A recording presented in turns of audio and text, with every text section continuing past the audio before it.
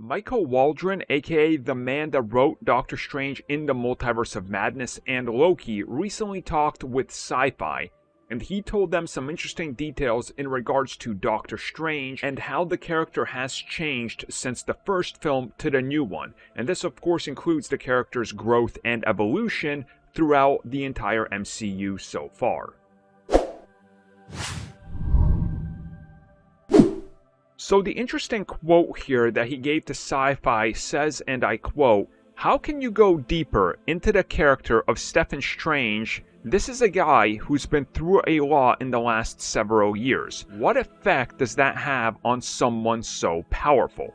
That's exciting. And beyond all that, he's just a great adventurer hero you just like to watch."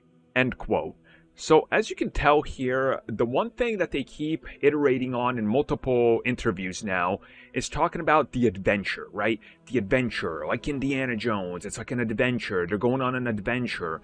But also, they constantly keep talking about how Doctor Strange is in a different place. And also during the course of this, he talks about the pressures of the hero's existence, in the MCU. And how it sort of, takes a toll on you being a hero, especially a hero so powerful, like Doctor Strange.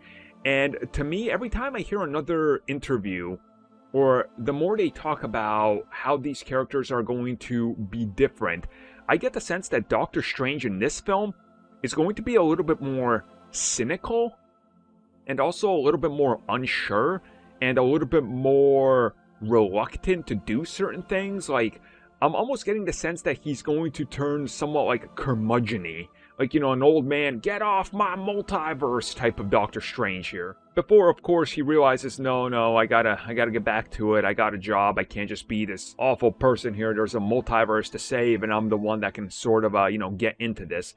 And maybe they're teasing here also why he hasn't showed up to help anybody. Like, hey, Wanda, what was that about?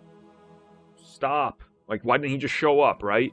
Why doesn't he show up to help these other characters? Why can't he help Spider-Man? Because they made that very clear. I think that's all going to factor into this in a big way, and I'm excited to see what they're going to do with it, because there's so many things that they can do with Doctor Strange, and how much he probably feels, like an outsider to this world now, knowing that he has all this power that's beyond from where he first met the Avengers. And how does he feel about the fact that the only way that they were able to save everything was to sacrifice somebody so important? And I think this is all going to have weight on him, because through multiple interviews, they all tease there's something heavy and there's a lot of pressure on Doctor Strange, but we're not telling you what it is. It's got to be just the world collapsing in on him almost, because he can't take the pressure.